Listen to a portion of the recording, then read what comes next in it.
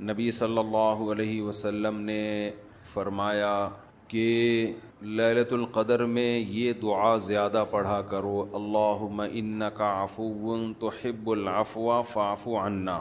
اے اللہ تو معافی کو پسند کرتا ہے، سراپا معافی ہے، بس تو ہمیں معاف کر دے۔ قرآن میں دو جگہ اللہ نے لیلۃ القدر کی فضیلت بیان کی، سورہ دخان میں اور ایک سورہ قدر میں۔ سورہ دخان میں کہا انا انزلناہ فی لیلۃ مبارکہ، ہم نے اس قرآن کو نازل کیا برکت والی رات میں، اور سورہ قدر میں ہے انا انزلناہ فی لیلۃ القدر، ہم نے قدر کی رات میں اس کو نازل کیا۔ اور دونوں جگہ قرآن میں ہے تنزل الملائکۃ والروح فیہا من کل امر باذن ربہم من کل امر، کہ فرشتے اس رات میں اللہ کے حکم کو لے کر نازل ہوتے ہیں۔ اور سورہ دخان میں کہا فیہا یفرق کل امر حکیم، ہر حکمت والے فیصلے اس رات میں کیے جاتے ہیں۔ تو یہ سب لیلۃ القدر کے بارے میں ہے، اس کو لوگ شب برات پر لے جاتے ہیں۔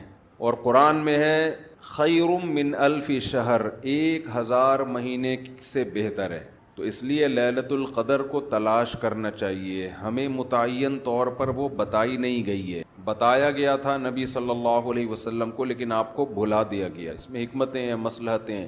بڑی حکمت یہ ہے کہ اگر بتا دی جاتی تو ہم رمضان کے آخری عشرے میں پوری میں عبادت نہ کرتے، پورے سال سوتے رہتے، پورے رمضان سوتے رہتے، اور خاص اس رات کو کچھ اللہ اللہ کر لیتے۔ اور یہ بھی خطرہ تھا بتا دی جاتی تو اس میں گناہ کا عذاب بھی 1000 گنا، سینکڑوں گنا بڑھ جاتا، پھر حجت تمام ہو جاتی، پھر کوئی گناہ گار یہ نہیں کہہ سکتا تھا کہ بھائی مجھے کیا پتا تھا آج لیلۃ القدر ہے، تو بڑا عذاب آ سکتا تھا اللہ کا، کوئی اس رات میں گناہ کرتا۔ تو اس لیے اللہ کی حکمت نے اس بات کا تقاضا کیا کہ اس رات کو چھپا دیا جائے۔ اب امکانات ہیں، پہلی بات تو رمضان میں ہوگی، اتنی بات تو تقریباً یقینی ہے۔ دوسری بات رمضان کے آخری عشرے میں ہوگی، یہ بھی تقریباً یقینی ہے۔ اب آخری عشرے میں پھر ہمیں یقینی نہیں بتایا کون سی رات، یہ بتا دیا گیا کہ طاق راتوں میں، یعنی 21ویں رات، 23ویں رات، 25ویں، 27ویں اور 29ویں، ان راتوں میں امکان زیادہ ہے۔ اور بعض حضرات کے نزدیک 27ویں میں امکان اور بھی زیادہ ہے، بعض حضرات کا موقف ہے، لیکن یقینی بات نہیں ہے۔ تو طاق راتوں میں یعنی کوشش تو کریں رمضان کے آخری عشرے میں عبادت کریں، ورنہ کم سے کم آخری درجہ کیا ہے کہ رمضان کی طاق راتوں میں خود بھی نماز، تلاوت اور دعا میں دل لگائیں، اور اپنے گھر والوں کو بھی نمازوں اور تلاوت میں لگائیں، دعاؤں کو، بچوں کو بھی لگائیں، اٹھایا کریں رات کو جا کے کہ بیٹا اٹھو، تھوڑا اللہ اللہ کر لو، نماز پڑھ لو، کچھ اللہ سے دعائیں مانگ لو۔ دعا کو بہت فوکس کرنا چاہیے، آج کل دعاؤں کو چھوڑ دیا بالکل، حالانکہ سب سے بڑی عبادت ہی دعا ہے۔ دعا میں اللہ اور بندے کا جو کنیکشن ہوتا ہے نا، وہ نماز میں بھی نہیں بنتا، وہ تلاوت میں بھی نہیں بنتا، وہ جو تعلق بنتا ہے نا اللہ اور بندے کا دعا میں، وہ کسی عبادت میں نہیں بنتا۔ تلاوت کا مطلب تو یہ کہ اللہ آپ سے کیا کہہ رہا ہے وہ سن لیں آپ، اس میں تو یہ فائدہ ہوتا ہے، لیکن دعا میں تو آپ اللہ سے تعلق بڑھاتے ہیں نا، آپ اللہ سے مانگتے ہیں۔ تو اس لیے ان راتوں میں خوب گڑ گڑا کے لمبی لمبی دعائیں مانگنے کا معمول بنائیں۔ اعتکاف والے ساتھی بھی بیٹھ جائے کریں اکیلے میں، کہیں کچھ کر لیں، اللہ اللہ سب کچھ مانگ لیں، یہ سوچ کر کہ جو مانگیں گے اللہ ہمیں وہ دے گا۔ جب انسان مانگتا ہے نا پتہ نہیں ملے گا نہ ملے، تو پھر ملتا نہیں ہے۔ اللہ کہتا ہے جب تیرا میرے بارے میں یہ نظریہ ہے کہ میں دیتا ہی نہیں ہوں، تو پھر مانگتا رہے بیٹھ کے، میں نہیں دوں گا۔ اللہ میں استغنا بہت ہے، اللہ کا معاملہ یہ ہے کہ اللہ میں استغنا بہت ہے۔ اللہ کے سامنے جھکو گے تو وہ چپڑ پھاڑ کے دے گا، تھوڑی سی بھی اکڑ دکھاؤ گے تو پھر اللہ کا کچھ نہیں بگاڑ سکتے، پھر خود ہی رلتے رہو گے، ساری زندگی برباد ہوتے رہو گے۔ جیسے نبی صلی اللہ علیہ وسلم نے ایک بوڑھے کو بخار میں دیکھا، فرمایا کہ طہور، یہ بخار تمہارے گناہوں کو معاف کرے گا، خیر برکت کا ذریعہ ہے۔ وہ بیچارہ کہیں غصے میں تھا، اس نے کہا یہ ایک بڈھے کو تنگ کرنے کے لیے آیا ہے۔ آپ نے فرمایا اب ایسا ہی ہوگا، یہ گناہوں کی معافی کا ذریعہ اب نہیں بنے گا۔ تو دعا میں مانگیں یہ سوچ کر کے یقینی طور پر اللہ میری دعا کو قبول کرے گا، اور بار بار مانگتے رہیں۔ مانگیں کیا، یہ بڑی پرابلم ہے، یہ بڑا مسلمان کے ساتھ مسئلہ ہے۔ بھائی بڑی بڑی چیزیں مانگیں اللہ تعالیٰ سے، سب سے بنیادی ضرورت ہماری کیا ہے؟ فَمَنْ زُحْزِحَ عَنِ النَّارِ وَأُدْخِلَ الْجَنَّةَ فَقَدْ فَازَ۔ جسے جہنم کی آگ سے بچا لیا گیا اور جنت میں داخل کر دیا گیا، وہ ہے اصل کامیاب۔ تو یہ مانگو اللہ تعالیٰ سے، اے اللہ مجھے جنت مانگنے کا مطلب پتہ ہے کیا ہوتا ہے؟ یہ نہیں ہوتا کہ میں انہی بدماشیوں میں رہوں لیکن آخرت میں مجھے معاف کر کے جنت میں داخل کر دینا، یہ قطعاً مطلب نہیں ہے۔ جنت مانگنے کا مطلب یہ ہے کہ اے اللہ وہ کاموں کی توفیق دے دے جن کی وجہ سے جنت ملتی ہے، کیونکہ یہ تو بہت کفر ہے ایک طرح کا کہ میں رہوں ایسے ہی، اور یعنی یہ تو گویا اللہ کی آیات کا مذاق اڑانے والی بات ہو گئی۔ تو ہدایت مانگے، ہدایت، سیدھا راستہ، ایسا راستہ کہ جس پہ چل کے کیا ملتی ہے؟ جنت، اس راستے پہ چلا دے، یہ سب سے زیادہ مانگا کریں۔ اور جو دین کے کام میں لگے ہوئے ہیں، مبلغین ہیں، علماء ہیں، دینی مدرسے کے طلباء ہیں، وہ ایک اور دعا بہت زیادہ مانگا کریں، کیونکہ ان کو صرف جنت تھوڑی چاہیے، ان کو تو یہ چاہیے کہ ہمیں اللہ نے پیغمبروں کا وارث بنایا ہے، تو ہم سے اے اللہ تو دین کا کام بہت زیادہ لے لے، جو ہمارا مقصد ہے، ہمارا ہدف ہے۔ اگر ایک عالم کاروبار کامیاب کر کے چلا گیا تو یہ کون سا تیر مار لیا اس نے؟ یہ کوئی اس کا اصل کام تھوڑی تھا۔ ایک عالم شادی کر کے 4 شادیاں کی اور دھڑا دھڑ بچے پیدا کر کے دنیا سے چلا گیا، کام تو یہ بھی اچھا کیا اس نے، لیکن یہ اس کا اصل ہدف؟ یہ تو کوئی بھی کر سکتا ہے۔ یہ تو ابو ظہبی کے جو سابق بادشاہ تھے، ان کے میرے خیال ہے 100 کے قریب کہا جاتا ہے بیٹے تھے ان کے، دھڑا دھڑ شادیاں کی انہوں نے۔ وہ لوگ تو پھر طلاقیں دے دے کے بھی کرتے رہتے ہیں نا عرب بادشاہ، انہیں کوئی نہیں پوچھتا کہ طلاق دے بھی دیں، ہم تو آپ اور نہیں یہ حرکت شروع کر دینا، پٹو گے بہت برے طریقے سے، اور ویسے بھی شریعت میں پسندیدہ کام نہیں ہے طلاق دینا۔ کہ عرب لوگوں کے پاس پیسہ بہت ہے، وہ بھائی ایک بیوی کو طلاق دی ہے، بھائی بنگلہ دے دیا، وہ خوش ہوتی ہے، چل بھائی بنگلہ ملا، پھر ایک اور شادی کی، تو ان کے ہو جاتے ہیں 100۔ تو عالم کا اصل کام کیا ہے؟ اللہ اس سے دین کا کام لے لے۔ جیسے پیغمبروں کو دنیا میں بھیجا گیا دین کی خدمت کے لیے، وہ اگر وہی نہ کریں تو پھر ان کا مقام اور مرتبہ ہے؟ ظاہر ہے ان کا مقام کس لیے؟ دین کی خدمت۔ تو جو دینی مدرسوں کے طلباء ہیں، علماء ہیں، ان کا تو یہ فرض ہے کہ اتنا مانگے اللہ سے کہ اللہ ہماری صلاحیتیں ضائع نہ ہوں، تو ہم سے دین کا بہت زیادہ کام لے لے۔ ایک عامی آدمی بھی یہ دعا مانگ سکتا ہے، لیکن طلباء اور علماء کے لیے اس کی اہمیت زیادہ ہے۔ تو اس میں ہمارے حضرت یہ دعا بتایا کرتے تھے، اے اللہ اخلاص کے ساتھ کام لے لے دین کا، کیونکہ دین کے کام میں بہت دفعہ ریاکاری آتی ہے۔ کام دین کا ہوتا ہے لیکن پھر آدمی کی اپنی انا شامل ہو جاتی ہے، اپنی پبلسٹی، میں بڑا بن جاؤں، میری پروموشن ہو، مجھے لوگ واہ واہ کریں، یہ نفس کی خواہش اس میں کیا ہوتی ہے؟ شامل، اور اس سے دین کا کام تو ہو جاتا ہے، آپ کو قیامت کے دن ٹکے کا بھی اجر نہیں ملتا۔ کیوں؟ حدیث میں آتا ہے ان اللہ رب یؤید ھذا الدین برجل فاجر او کما قال صلی اللہ علیہ وسلم، اللہ بعض دفعہ کسی فاسق سے بھی دین کا کام لے لیتے ہیں، اس کا اللہ کی نظر میں مقام نہیں ہوتا، لیکن بعض دفعہ کام اللہ اس سے لے لیتے ہیں، ہو جاتا ہے، لیکن مقبول نہیں ہوتا وہ۔ تو اخلاص کے ساتھ دین کے کام کی اللہ توفیق دے، کس کے ساتھ؟ اخلاص۔ دوسرا عافیت کے ساتھ۔ دین کے کاموں میں آزمائشیں بہت ہیں، جیلیں بھی ہیں، لوگوں کی صلواتیں بھی ہیں، تو انسان اللہ سے دعا یہی مانگے کہ عافیت کے ساتھ ہو جائے، آزمائشوں میں نہ گھروں میں۔ اور تیسری بات، قوت اور ہمت کے ساتھ۔ قوت الگ چیز ہے، ہمت الگ۔ پاور بھی ہو میرے پاس کام کی، کمزور آدمی دنیا میں کام نہیں کر سکتا، تو کام بھی قوت کے ساتھ ہو، پاور کے ساتھ، جاندار کام ہو، کچھ کر کے جاؤں دنیا سے، لوگ کہیں بھائی، لوگ کہیں نہ کہیں، اللہ کہے کہ کچھ کر کے گیا ہے۔ لوگوں کو بعض دفعہ پتہ ہی نہیں ہوتا، کر کوئی اور رہا ہوتا ہے، کیش کوئی اور کرا رہا ہوتا ہے، تو اللہ کو پتہ ہے، اللہ کہے کہ واقعی تو کچھ کر کے آیا ہے۔ اور چوتھا، ہمت کے ساتھ۔ طاقت ہوتی ہے، بہت سے طاقتور ہم نے دیکھے ہیں سستی کی وجہ سے کام نہیں کر رہے ہوتے، پوستیوں کی طرح پڑے رہتے ہیں۔ وہ پاور بھی ہوتی ہے، بولنے کی طاقت، چلنے کی طاقت، دوڑنے کی طاقت، لیکن کیا ہر دوڑنے والا دوڑتا بھی ہے؟ اس کے لیے ہمت بھی تو چاہیے نا۔ کمزور میں ہمت ہوتی ہے، طاقت نہیں ہوتی۔ طاقتور میں، یعنی اگر کمزور میں ہمت ہو، طاقت نہ ہو، وہ بھی کسی کام کا نہیں۔ آپ میں طاقت ہے مگر ہمت نہیں ہے، آپ بھی کسی کام کے نہیں ہیں۔ تو ہمت کے ساتھ، تو یہ 4 الفاظ کے ساتھ دعا مانگا کریں، اے اللہ دین کی خوب خدمت لے لے، اخلاص کے ساتھ، عافیت کے ساتھ، قوت اور ہمت کے ساتھ، اتنی خدمت کہ میں دین کے کاموں میں کسی سے پیچھے نہ رہوں، کیونکہ مقابلہ کمپٹیشن ہے، پہلے میں کبھی یہ دعا مانگتا تھا، بلکہ میں کیا، ہمارے ایک دوست تھے، وہ انہوں نے ہمارے شیخ کو خط لکھا کہ وہ میں یہ دعا مانگتا ہوں، اے اللہ میں دینی کاموں میں سب سے آگے نکل جاؤں، سب کو پیچھے چھوڑ دوں میں. حضرت نے فرمایا یہ سب کو پیچھے چھوڑنے والی دعا ٹھیک نہیں ہے. وہ کہیں گے ہمیں کیوں دعا میں ہرا رہا ہے، تو اپنے لیے مانگنا. یہ ایسا ہی ہے جیسے آپ کہہ رہے ہو اللہ مجھے اتنا پیسہ دے کہ وسیم سے زیادہ دے دے مجھے، وسیم مجھ سے پیچھے رہ جائے. تو وسیم کہے گا تو اللہ سے جتنا پیسہ مانگ، مجھے کیوں پیچھے کر رہا ہے اپنے، میں نے تیرا کیا بگاڑا ہے بھائی. تو حضرت نے دعا کے الفاظ چینج کروائے، ان سے کہا یوں نہ مانگا کرو کہ میں سب کو پیچھے چھوڑ دوں، بلکہ یوں دعا مانگو میں کسی سے پیچھے نہ رہوں، مجھے اپنے آگے نکلنے کی فکر ہے، دوسروں کو پیچھے چھوڑنے کی نہیں ہے. تھوڑی سی ورڈنگ صحیح کر لو اپنی. تو یہ دو دعائیں بہت مانگا کریں. اپنی اولادوں کے لیے مانگ لیں، مجھے ایسی اولاد دے دے جو نیک اور صالح ہو، دین کی خدمت کرے. اللہ کی نظر میں دیکھو آپ کی اولاد مالدار ہے نا، آپ تو خوش ہوتے ہو میرا بچہ کتنا بڑا بنگلہ، اللہ کی نظر میں اس کی ویلیو 2 ٹکے کی بھی نہیں ہے. اگر اللہ کی نظر میں ان پیسوں کی، گاڑی بنگلے کی کوئی 2 ٹکے کی حیثیت ہوتی نا، تو موسیٰ کلیم اللہ کو اللہ سب سے زیادہ مال دیتا، سب سے زیادہ مال. اور فرعون تانے کیا دیتا تھا حضرت موسیٰ کو، مسکین، اس کے ہاتھ میں سونے کے کنگن نہیں ہیں، میرے ہاتھ میں سونے کے کنگن، میرے پاس باغات جن کے نیچے نہریں بہتی ہیں، موسیٰ کے پاس کچھ بھی نہیں ہے، مسکین. آپ اپنی اولاد کو چاہتے ہو کروڑ پتی بن جائے، دولت مند بن جائے، یہ بابا بھائی مسافر خانہ ہے، لعنت بھیجو یار.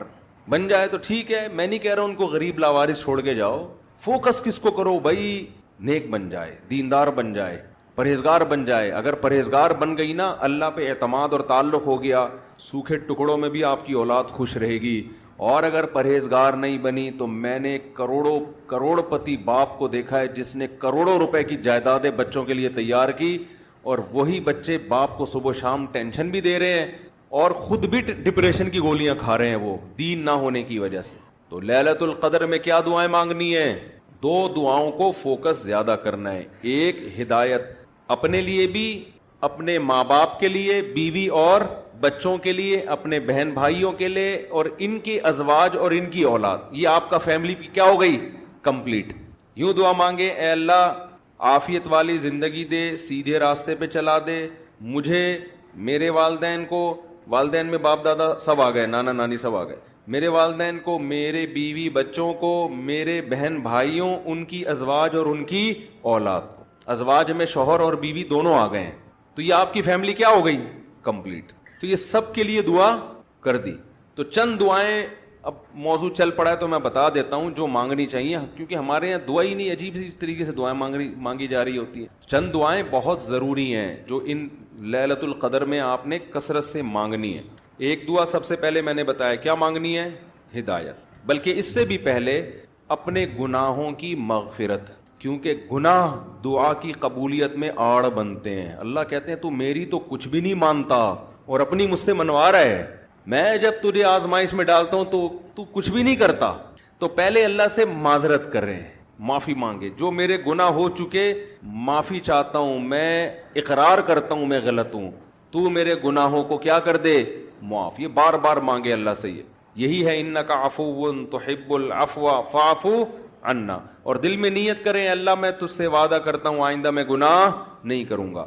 شیطان ایسے موقع پہ کہے گا ہبے تو کر لے گا، تو کیوں جھوٹے باتیں کر رہا ہے؟ تو شیطان کو بولیں تو اور میں جانوں اللہ جانے تجھے کباب میں ہڈی بن کے تجھے کیا تکلیف ہو رہی. یہ شیطان نا ایسے موقع پہ یہ کرواتا ہے تاکہ منہ سے بات بھی اچھی نہ نکالو آپ. شیطان آئے گا اور کہے گا کہ بھائی تو دعائیں مانگ رہا ہے کہ تو میں دوبارہ نہیں کروں گا، تو نے کرنا تو ہے یہ کام دوبارہ، کیوں اپنے آپ کو دھوکہ دے رہا ہے؟ تو آپ شیطان سے کیا بولو، بھائی میرا معاملہ اللہ کا معاملہ، تیرے کو بیچ میں تکلیف کیا ہو رہی ہے؟ جیسے میں جب شادی کر رہا تھا تو لوگ محلے والے کہہ رہے تھے مفتی صاحب کو کیا ہو گیا، پھر تیسری شادی کر رہے ہیں. تو ایک صاحب نے کہا بھائی اپنے خرچے پہ کر رہے ہیں، لڑکی کے ابا راضی ہیں، تو آپ کو تکلیف کیا ہو رہی ہے؟ ان کے گھر والوں کو ہو تو سمجھ میں آتا ہے. تو یہی بات شیطان کو سمجھا دیا کریں. صحیح ہے، یہ وسوسے ڈالتا ہے شیطان عمل سے روکنے کے لیے. تو بھائی جب بعد میں خدا نخواستہ ہو گیا تو دوبارہ توبہ کر لیں گے. اب یہ تھوڑی کہ اگر ہونے کا خطرہ ہے تو ہم کوئی اچھا کام ہی نہ کریں، باقی اچھے عمل بھی چھوڑ دیں اس چکر میں کہ ہم سے تو گناہ ہو جاتا ہے تو اب ہم کیا، ہمیں کیا بھائی، ہو جاتا ہے تو جب ہوگا تو دیکھا جائے گا، ابھی تو نہیں ہو رہا نا، ابھی تو جذبہ نہیں کریں گے بس. تو پہلے کیا کرنا ہے؟ گناہوں سے توبہ. اس کے بعد ہدایت کی دعا. سب سے بڑی ضرورت کیا ہے؟ سیدھے راستے پر چلنے کی توفیق. اس میں اپنے لیے، بیوی بچوں کے لیے، اپنے والدین اور بہن بھائی اور ان کی ازواج اور اولاد، یہ پورا بڑے بڑے رشتے کور ہو گئے اس میں، ٹھیک ہے نا. پھر تیسرے نمبر پر دین کی خدمت کی دعا کہ اللہ ہم سے دین کا بہت کام لے لے، کیونکہ علماء کے لیے تو سب سے بڑا کی فضیلت ہی یہی ہے کہ اللہ ان سے دین کی خدمت لے لے. وہ دنیا میں کاروبار کے لیے نہیں ہے، شادیوں کے تو ایک ضمنی چیز ہے، اس کے لیے شادیوں کو پروموٹ کرنے کے لیے ضرور ہے کیونکہ وہ بھی دین کا ایک حصہ ہے. تبھی ہمارے حضرت مفتی رشید احمد صاحب کہتے تھے علماء کو خود شادیاں نہ کرو، لوگوں کو ترغیب دو. لوگ کہتے تھے حضرت جب ترغیب کیسے دیں جب خود نہیں کرے گا؟ خود کرو گے تو دین کے کام کے قابل نہیں رہو گے، اتنے جھگڑے ہوں گے نا کہ بس اسی کام کے رہ جاؤ گے اور کسی کام کے نہیں رہو گے. تو البتہ یہ سنت ہے ضروری تو لوگوں کو ترغیب دو، لیکن وہی بات ہے کہ ایسے ترغیب دیں لوگ کہیں گے خود کر نہیں رہا. تو اے اللہ دین کا کام مجھ سے بہت زیادہ لے. تاجر ہے وہ بھی دعا کر سکتے ہیں دین کا کام لے لے، اللہ اس کے مال سے مدارس بنوا دے، مسجدیں بنوا دے، یتیم خانے کھلوا دے، تو کتنی بڑی بات ہے. چوتھی دعا عافیت کی. یہ نہ مانگا کرے اللہ مجھے مال و دولت دے دے، اے اللہ میری تنخواہ 2 کروڑ کروا دے. اس طرح کی دعائیں یہ جزیات ہیں، ہدف کو فوکس کرنا چاہیے. اللہم انی اسألک العفو والعافیہ، معافی چاہتا ہوں، عافیت والی زندگی، ٹینشنوں سے پاک زندگی چاہیے. اب وہ اللہ کی مرضی ہے، پیسہ دے کے ٹینشن سے پاک کر دے یا بغیر پیسے کے آپ کو ٹینشن فری بنا دے. عافیت چاہیے مجھے فی الدین والدنیا والآخرہ، دین میں بھی عافیت، میرا دین بھی مصیبتوں سے محفوظ رہے، میری دنیا بھی اور آخرت بھی. وفی اہلی و مالی، میرے گھر بار بھی پریشانیوں سے محفوظ رہے، بیوی بچے بھی، و مالی اور میرا مال بھی مصیبتوں سے محفوظ رہے. مالوں پہ ہلاکتیں آ جاتی ہیں، فیکٹریوں کو آگ لگ جاتی ہے، تو یہ بڑی جامع دعا ہے، سمجھتے ہو. اس کے بعد ایک دعا اللہ سے اور مانگ لو. شادی شدہ آدمی کے لیے گھر ایک بڑی ٹینشن ہوتا ہے نا، وہ کہہ سکتا ہے کہ میں اللہ سے مصیبت سے پناہ مانگ رہا ہوں، تو مصیبتیں تو میں نے گھر میں خود پالی ہوئی ہیں. شادی شدہ لوگ، بعض لوگوں کی یہ رائے ہوتی ہے، تو یوں دعا مانگو، ربنا حب لنا من ازواجنا وذریاتنا قرۃ اعین، اے اللہ ہمیں ہماری ازواج یعنی بیویوں اور اولاد کی طرف سے آنکھوں کی ٹھنڈک. یہ دعا عورت بھی مانگ سکتی ہے کیونکہ زوج کا لفظ بیوی پر بھی اور شوہر پر بھی. آنکھوں کی ٹھنڈک دے، ان کو ہماری آنکھوں کی ٹھنڈک بنا دے، جب ہم گھر آئیں تو خوشی ہو میری وائف بیٹھی ہوئی ہے ماشاءاللہ، میرے بچے بیٹھے ہوئے ہیں، خوشی ہو. یہ نہ ہو کہ جب گھر آئے تو پتہ چلا بیگم میکے گئی ہوئی ہے تو خوشی سے پاگل ہو جائے آدمی، جیسے کہ آج کل ہو رہا ہے. آدمی کا دکھایا اس کی بیوی میکے جا رہی ہے تو وہ بڑا پریشان نہ کہ یار جا رہی ہے اس ہوا، اور ادھر منہ کر کے خوشی سے ناچ رہا ہے، ٹھیک ہے نا. تو یہ کنڈیشن نہ ہو. اے اللہ ہمارے گھر والوں کو اور اولاد کو ہمارے لیے آنکھوں کی ٹھنڈک. آنکھوں کی ٹھنڈک کا یہاں مطلب یہ ہے کہ ان کو نیک بنا دے. ان کو کیا بنا دے؟ نیک، شریف، شرفا. نماز روزے میں لگے ہوئے ہوں، گھر جاؤ تلاوت کا ماحول ہو، دعاؤں میں لگے ہوئے ہوں، تلاوت کر رہے ہوں، تو جس کی فطرت صحیح ہو اسے یہ عمل دیکھ کر اس کی آنکھیں کیا ہو جاتی ہیں؟ ٹھنڈی. اور اگر آپ گھر میں گئے، بیگم صاحبہ ڈرامہ دیکھ رہی ہیں، سین چل رہا ہے بڑا ٹائٹ قسم کا نا، اور بچے بھی پب جی پہ لگے ہوئے ہیں، فلمیں دیکھ رہے ہیں، میوزک سن رہے ہیں، خدا کی قسم اس سے آپ کی آنکھیں ٹھنڈی نہیں ہوں. میں لوگوں سے کہتا ہوں اپنی بچی کو اسکارف پہناؤ، پراپر ڈریس پہناؤ، پھر دیکھو کتنی پیاری لگے گی آپ کو. اور آپ اس اسکارف جو ہے نا اور اسکرٹ پہنا دو، سلیو لیس کپڑے پہنا دو، آپ کو وہ آنکھوں کی ٹھنڈک نہیں لگے گی. گھر کا ماحول دینی ہو، طہارت کا، نماز کا، تلاوت کا، معمولات کا. تبلیغ والے کروا دیتے ہیں، اپنی عورتوں کو تبلیغ میں وقت لگواؤ گے تو گھر میں یہ معمولات شروع ہو جائیں گے. تبلیغ میں بڑی جان ہے. بڑے بڑے لوگوں کو میں نے دیکھا ہے، بیگم کنٹرول میں تھی، تبلیغ میں لے گئے، صحیح ہو گئی، وہ گھر کا ماحول بن گیا. اور گھر کا ماحول عورت سے بنتا ہے، آدمی سے نہیں بنتا. تو آنکھوں کی ٹھنڈک بنا دے. وَجْعَلْنَا لِلْمُتَّقِينَ اماما، یہ اسی کی تفسیر ہے. اور ہمیں پرہیزگاروں کا امام بنا. یہ مطلب نہیں کہ اگلے الیکشن میں ہم جیت جائیں. پرہیزگاروں کا امام کا مطلب امام تو ہم ہیں ہی، ہمارے ماتحتوں کو پرہیزگار کر دے، اچھے لوگوں کے سربراہ ہوں ہم. تو بیوی بچے آپ کے ماتحت ہوتے ہیں نا، تو ہمیں ان کو کیا بنا دے؟ تو پرہیزگار بنا دے. تو یہ دعا بھی بہت امپورٹنٹ ہے. اللہ نے نیک لوگوں کی صفات میں یہ دعا بھی بیان کی ہے کہ وہ ہم سے یوں دعا مانگتے ہیں. اور 2 دعائیں اور جلدی سے بتا دوں، یہ ٹاپک نہیں تھا، لمبا ہوتا جا رہا ہے مسلسل، اس پہ میں مستقل انشاءاللہ بیان کروں گا. 2 دعائیں اور لیلۃ القدر میں، اور ویسے بھی معمول بنائیں. ایک دعا یہ کہ جہنم کی آگ سے خلاصی. بار بار قرآن یہ بیان کرتا ہے، جنت کی طلب اور جہنم کی آگ سے خلاصی۔ قرآن بار بار کہتا ہے ہمارے نیک بندوں کے دل میں جنت کی اتنی لالچ ہے کہ راتوں کو اٹھ اٹھ کے اللہ کو پکارتے ہیں کہ اللہ ہمیں اس جنت کا وارث بنا دے، محروم نہ کرنا اس جنت سے۔ جن کا آخرت پر ایمان نہیں ہے نا، انہوں نے جنت کو دوسرے درجے پہ رکھا ہوا ہے، میں بھی ہو سکتا ہے جنت ہو، مل جائے تو ٹھیک ہے، اس طرح سے مانگ رہے ہوتے ہیں۔ آپ مجھے بتاؤ دنیا میں آپ کو کوئی ایسا پیکج دیا جائے کہ یہ کر لو تو تمہیں پھر اس کے بدلے میں یہ ملے گا، اس میں 1000 گز کا بنگلہ ملے گا، اور ایسا بنگلہ ہوگا، کروڑوں روپے کا بنگلہ ہوگا، اس میں پھر تمہاری بڑی اچھی شادی ہو جائے گی، بہت خوبصورت بیوی ملے گی تمہیں، اور اس میں تمہاری خوراک ایسی ہوگی، تمہاری جوانی 100 سال تک رہے گی، ہیں بھائی، اور تمہیں جناب کروڑوں کروڑوں روپے کی گاڑیاں ملیں گی۔ یعنی جنت کے 10ویں حصے کی بات اگر ہم سے کی جائے دنیا میں، تو میرا خیال ہے سارا دن اس کی تلاش اور طلب کے علاوہ ہمارا کوئی کام نہیں ہوگا، کیونکہ یقین ہے نا اس دنیا کو دیکھا ہوا ہے، آخرت کو دیکھا نہیں ہے۔ تو اللہ تعالیٰ کہتے ہیں کہ ہمارے نیک بندے راتوں کو اٹھ کے اللہ سے کیا مانگتے ہیں؟ جنت، کہ اللہ ربنا وآتنا ما وعدتنا علی رسلک، اے اللہ تو نے پیغمبروں کی زبان سے جس جنت کا ہم سے وعدہ کیا ہے وہ اس وعدے سے ہمیں محروم نہ کرنا، وہ دینا ہمیں جنت، ہم محتاج ہیں اس کے، وہ بڑی دل نشیں جنت ہے، ایسا نہ ہو کہ نیک لوگ اس میں جا رہے ہوں اور ہمیں اس سے روک دیا جائے، اس وقت یہ منظر قہر بن کے گرے گا آپ کے اوپر، یہ بہت بڑی ٹینشن ہوگی۔ اور جہنم کی آگ سے پناہ، ربنا صرف عنا عذاب جہنم، جہنم کی آگ کو ہم سے دور کر دے۔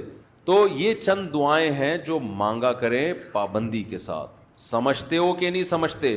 اور ایک آخری دعا، اگر آپ کے والدین دنیا سے جا چکے ہیں یا آباء و اجداد کوئی بھی جا چکے ہیں، ان کی مغفرت کی، ان کو بھولنا، جن میں والدین تو بہرحال وہ تو زندگی بھر نہیں بھولنا ان کو، جب مغفرت کی دعا تو سب سے پہلے اپنے والدین کے لیے الگ الگ مانگا کرو، باپ کے لیے الگ اور ماں کے لیے الگ، ہول سیل کے حساب سے نہ مانگا کرو۔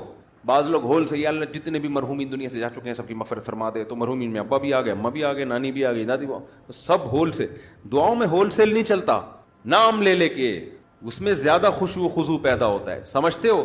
اب ظاہر ہے سارے مرحومین کا تو نام لے نہیں سکتا نا، تو خود ہی مرحومین میں داخل ہو جائے گا تھوڑی دیر میں، تو چند اسپیسیفک مرحومین کا نام لے کے پھر ہول سیل کے حساب سے کہ جتنے دنیا سے مسلمان جا چکے ہیں اللہ مغفرت کرے، تو یہ کام ضرور کرنا چاہیے لیلۃ القدر میں۔ اور لیلۃ القدر میں مخصوص عبادت ثابت نہیں ہے، یہ جو چل رہا ہوتا ہے نا کہ پہلی رکعت میں یہ سورت پڑھیں، پھر یہ سورت پڑھیں، پھر یہ سورت پڑھیں، یہ سب چیزیں غیر ثابت ہیں، بدعت ہیں، ان سے اجتناب کریں، تمام دوائیں بچوں کی پہنچ سے دور رکھیں، تمام بدعتیں اپنی اور بچوں کی پہنچ سے دور رکھیں۔ تو لیلۃ القدر میں آپ سمپل نماز پڑھیں، زیادہ سے زیادہ دعا مانگیں، اور تسبیحات ہیں، تلاوت ہے، یہ کام کریں، سمجھتے ہو؟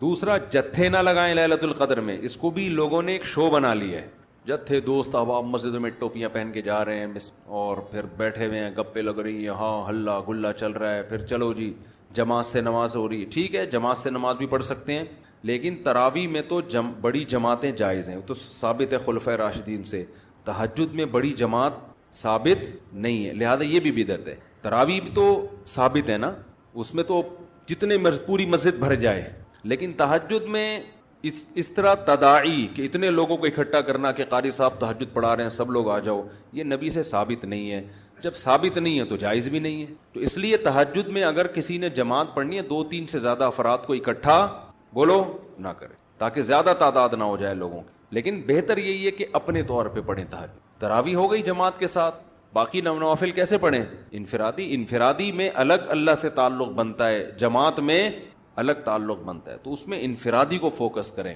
تو کوئی مخصوص صورتیں پڑھنا، پہلی رکعت میں یہ، دوسری میں یہ بھی بدعت ہے۔ صلاۃ التسبیح کی جماعت بھی جائز نہیں ہے، سمجھتے ہو؟ صلاۃ التسبیح انفرادی طور پر تھوڑا سا اختلافی مسئلہ ہے، جمہور علماء کے نزدیک سنت ہے، بعض کچھ علماء ایسے بھی گزرے ہیں جو صلاۃ التسبیح کو نہیں سنت مانتے، وجہ اس کی یہ ہے کہ وہ کہتے ہیں اس بارے میں کوئی بھی صحیح حدیث موجود نہیں ہے، لیکن چونکہ روایات کی کثرت ہے، اور کثرت سے جب روایات ہوتی ہیں تو درجہ حسن تک حدیث پہنچ جاتی ہے، اس بیس پر بہت سے علماء کی رائے یہی ہے کہ پڑھ لینی چاہیے۔ تو جو اختلافی مسئلہ ہو اس میں اگر کوئی بھی رائے رکھتا ہے تو اس میں شدت جائز نہیں ہے۔ سمجھتے ہو کہ نہیں سمجھتے؟ تو اچھا میرا موقف چونکہ یہ والا ہے جو ابن تیمیہ رحمہ اللہ کا موقف تھا، تو میں کیا، میری اوقات کیا، بعض بڑے علماء کا بھی وہی موقف ہے، تو اس لیے تو میں بھی اسی موقف کو مانتا ہوں، لیکن کوئی فتویٰ میں یہی دیتا ہوں جو جمہور کا ہے کہ بھئی ٹھیک ہے، جو مفتہ بھی قول تو یہی ہے کہ پڑھ لینا چاہیے۔ عبداللہ بن مبارک، علامہ ناصر الدین البانی رحمہ اللہ نے اس مسئلے میں عبداللہ بن مبارک کی تقلید کی ہے، ان کی نظر میں بھی اس بارے میں کوئی حدیث صحیح نہیں ہے، لیکن چونکہ عبداللہ بن مبارک سے اس کی سنیت منقول ہے تو انہوں نے اس مسئلے میں تقلید کی ہے، کس کی؟ عبداللہ ابن مبارک کی، کہ اتنے بڑے آدمی پڑھتے تھے تو ٹھیک ہے۔ تو خیر کہاں سے لمبی بات چلی گئی، تو لیلۃ القدر میں دعائیں مانگنی ہیں اور گناہوں سے معافی، تو گناہوں سے معافی میں گناہ دماغ میں ہوں گے تو معافی مانگے گا نا، تو پہلے اپنے گناہوں کے بارے میں سوچنا بھی ہے کہ میرے اندر خرابیاں ہیں کیا۔ تو there are two types of خرابیز، خرابیوں کی کتنی قسمیں ہیں؟ دو، ایک اللہ سے معاملہ ٹھیک نہیں ہے، ایک اللہ کے بندوں سے۔ تو اللہ سے جو معاملہ ٹھیک نہیں ہے، فرض نماز آپ کے ذمے، روزے آپ قضا کر رہے ہیں، بد نظری کر رہے ہیں، سود کھا رہے ہیں، زنا کر رہے ہیں، انٹرنیٹ پر فحش فلمیں دیکھ رہے ہیں، داڑھی کاٹ رہے ہیں اور ازار ٹخنوں سے نیچے رکھتے ہیں اور زکوٰۃ نہیں دیتے، یہ سب کس کے حقوق ہیں؟ اللہ کے۔ حج نہیں کیا، فرض ہوا ہوا ہے آپ کے اوپر، اور مخلوق کے حقوق کیا ہیں؟ سب سے پہلے دیکھنا ہے وراثت تو پھوڑ پھاڑ کے نہیں بیٹھا ہوا میں کہیں، ابا کا انتقال ہو گیا ایسا تو نہیں میں کسی کا حصہ کھا رہا ہوں، بہن کے حقوق میں آتا ہے نا، وراثت پھوڑ پھاڑ کے بیٹھا ہوا ہے تو وہی سب سے پہلے بہن کی وراثت اس کے حوالے، بڑا بھائی ہے تو چھوٹے بھائیوں کا حق تو نہیں کھا رہا، سمجھتے ہو؟ تو مخلوق میں سب سے پہلے مالی حقوق ہیں، پھر دیکھو قطع رحمی تو نہیں کی ہوئی، ایسا تو نہیں کوئی قریبی رشتہ دار ہو جس کو پورے پورے سال آپ پوچھنے کی توفیق ہی نہیں ملتی، تو قریبی رشتہ داروں کو منا لو، تھوڑا سا ہیلو ہائے کر لو، سلام دعا کر لو ان سے، کیا جا رہا ہے اس میں؟ تو یہ موٹے موٹے رشتہ داروں کے حقوق یہ سوچ کے اللہ سے توبہ کر لو اور وہ حقوق ادا کر لو، پھر لیلۃ القدر بنے گی۔ جس طرح سے آج کل لیلۃ القدر منائی جا رہی ہے نا، حالانکہ وہ منانے کی چیز نہیں ہے، لیکن جس طرح سے منائی جا رہی ہے اس طرح تو بھائی ہزاروں لیلۃ القدر آ جائیں تو کیا فائدہ، تھوڑی بہت عبادت کا ثواب تو مل جائے گا، لیکن جو فضیلت ہے، گناہوں سے توبہ کی توفیق، اور اللہ تعالیٰ فیصلے کرتے ہیں پورے سال، تو جب جو وراثت کھانے کا ارادہ کر کے بیٹھا ہوا اس کے لیے کیا فیصلے ہوں گے پورے سال، خود سوچیں۔ رمضان کو بھی ایک جیسا نہیں رکھا، بلکہ اللہ نے رمضان کے آخری عشرے کو پچھلے 2 عشروں پہ اللہ نے فضیلت دی ہے کہ رمضان کے آخری عشرے میں عبادت کا ثواب بقیہ 2 عشروں سے زیادہ ہے۔ یہی وجہ ہے کہ آپ صلی اللہ علیہ وسلم رمضان کے آخری عشرے میں شد میزرہ، امی عائشہ رضی اللہ تعالیٰ عنہ فرماتی ہیں تہبند کس لیا کرتے تھے، یہ کنایہ ہے عبادت سے، بالکل پوری رات آپ صلی اللہ علیہ وسلم عبادت کی۔ اور کمال کی بات یہ ہے کہ رمضان کے آخری عشرے کی جو 10 راتیں ہیں یا 9 راتیں ہیں، ان میں بھی پھر اللہ نے 9 کو برابر نہیں قرار دیا، بلکہ ان میں ایک رات ایسی اللہ نے بنائی جو پورے رمضان کی تمام راتوں سے افضل اور پورے سال کی تمام راتوں سے افضل، اور اس کا نام بھی اللہ نے خود متعین کیا کہ اس کا نام ہے لیلۃ القدر۔ قدر کا مطلب مرتبے والی، قدر و منزلت والی، اونچے مقام والی رات۔ تو یہ اللہ کی عادت ہے کہ جیسے آپ دیکھتے ہیں کہ مختلف قسم کی کمپنیاں مختلف پیکیجز نکالتی ہیں اپنی پروڈکٹ کو سیل کرنے کے لیے، لوگوں کو فائدہ پہنچانے کے لیے، خود پیسے کمانے کے لیے۔ اللہ کو ہماری ضرورت نہیں ہے ہماری عبادت کی، اللہ کو اس بات کی ضرورت نہیں ہے کہ ہم اس کی عبادت کریں تو اس کو کوئی فائدہ ہوگا، لیکن اللہ ہمیں فائدہ پہنچانے کے لیے، ہمیں عبادت کی طرف لانے کے لیے، ہماری تربیت کے لیے کہ یہ کسی طرح کسی بہانے آ جائیں۔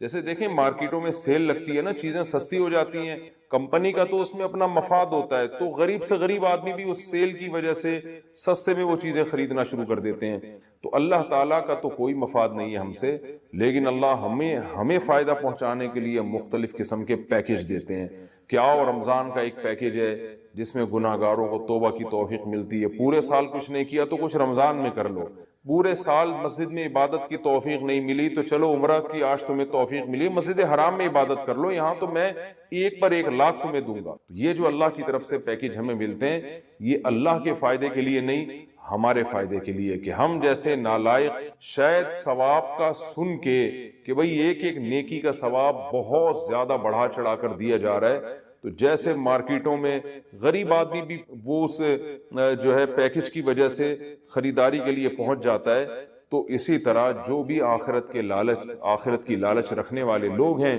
اگرچہ وہ گناہگار ہیں لیکن اس پیکج سے فائدہ اٹھانے کا اللہ ان کو موقع دیتا ہے. پورے سال کچھ نہیں کیا تو اب آؤ، میری طرف سے سیل لگی ہوئی ہے، میری طرف سے ایک ایک نیکی پہ لاکھوں نیکیاں دی جا رہی ہیں، آؤ میری طرف اور اس بہانے کچھ عبادت کر لو. تو عقل مند لوگ اللہ کی اس آفر سے فائدہ اٹھاتے ہیں، اللہ کی طرف سے پیش کردہ اس آفر سے اور اللہ کی اس رحمت سے فائدہ اٹھاتے ہیں. تو وہ رحمت کیا ہے؟ قرآن نے اس رحمت کو بیان کیا کہ یہ جو لیلۃ القدر کی رات ہے یہ اللہ کی طرف سے اتنا بہترین پیکج ہے کہ قرآن خود اس کا تذکرہ کرتا ہے، لیلۃ القدر خیر من الف شہر. فرمایا کہ اللہ کہہ رہا ہے کہ کسی نے 1000 مہینے عبادت کی جو تقریباً 83 سال بنتے ہیں، تو 83 سال کی عبادت کا اجر ایک طرف اور اس ایک رات کی عبادت کا اجر ایک طرف. آپ بتائیے کتنا بہترین اللہ کی طرف سے یہ اللہ کی رحمت کا معاملہ ہے اور اللہ کی طرف سے یہ کتنا بہترین پیکج ہے. تو اتنا زیادہ اس میں ثواب. اور اللہ نے بتایا کہ یہ ایسی برکت والی رات ہے، 2 جگہ قرآن نے اس کا تذکرہ کیا، انا انزلناہ فی لیلۃ مبارکہ، کہ ہم نے اس رات میں قرآن کو نازل کیا اور یہ برکت والی رات ہے. ایک جگہ قرآن کہہ رہا ہے برکت والی رات، ایک جگہ قرآن کہہ رہا ہے قدر و منزلت والی رات، اور دونوں جگہ قرآن کہہ رہا ہے کہ ہم نے اس رات کی سلیکشن کی ہے قرآن کو نازل کرنے کے لیے. تو ایک فضیلت تو اس رات کی کہ اس میں عبادت کا اجر ہزاروں گنا بڑھ جاتا ہے. آپ 83 سال مسلسل عبادت کرتے رہیں اور اس ایک رات میں آپ عبادت کریں تو اللہ کی رحمت ہے کہ اس ایک رات کی عبادت کا ثواب 83 سال کی عبادت کے برابر ہو جائے گا. تو بہت ہی محرومی کی بات ہے کہ کوئی شخص اس رات کو سوتے میں گزار دے. اور علماء نے یہ بیان کیا ہے کہ جو بھی فضیلت والے دن یا فضیلت والی راتیں ہوتی ہیں ان میں جیسے عبادت کا ثواب بڑھ جاتا ہے، گناہ کا عذاب بھی اسی حساب سے کئی گنا بڑھ جاتا ہے. جیسے مسجد حرام کے بارے میں حدیث میں آتا ہے کہ ایک نماز 1,00,000 کے برابر، لیکن قرآن کیا کہتا ہے وَمَن يُرِدْ فِيهِ بِإِلْحَادٍ بِظُلْمٍ نُذِقْهُ مِنْ عَذَابِ السَّعِيرِ.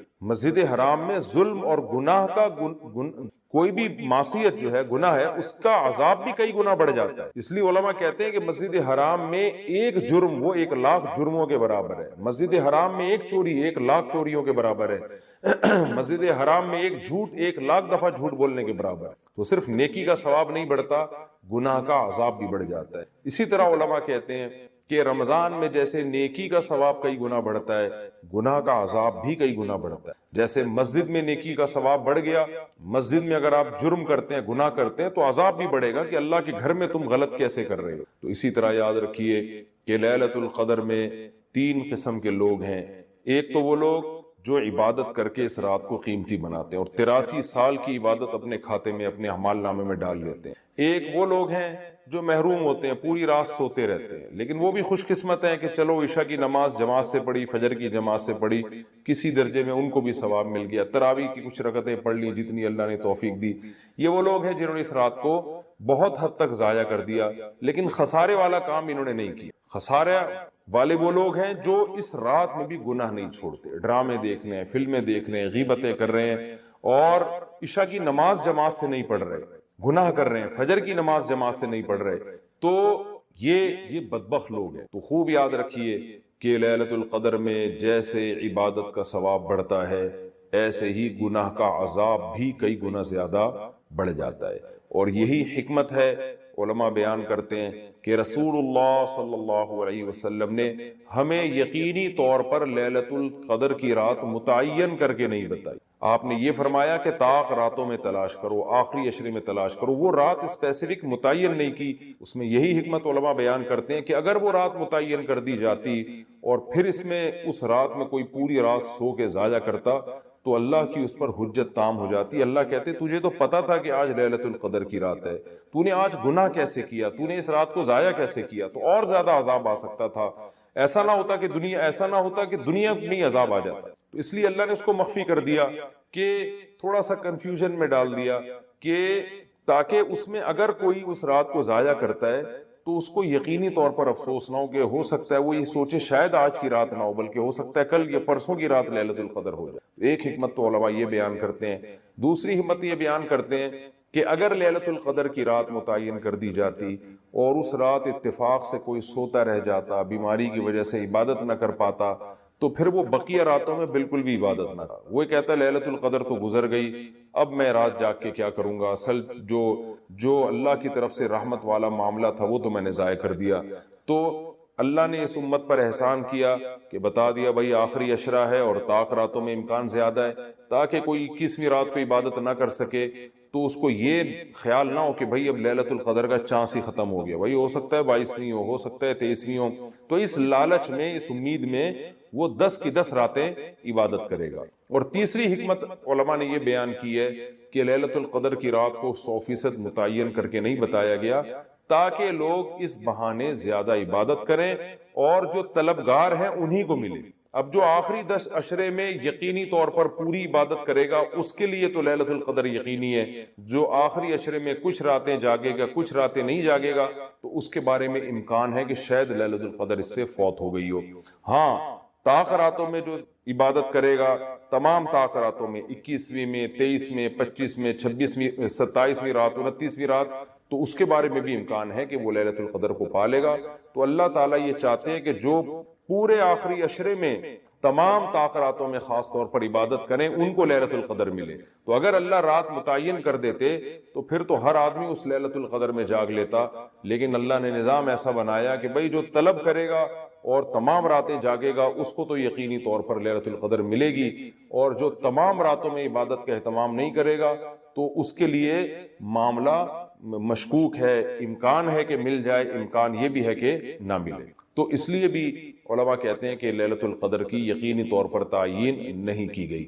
بہرحال بہت کثرت سے اس بارے میں روایات ہیں جن میں آتا ہے کہ رمضان کے آخری عشرے میں اور رمضان کی طاق راتوں میں خاص طور پر آپ صلی اللہ علیہ وسلم نے فرمایا کہ لیلۃ القدر کو تلاش کرو.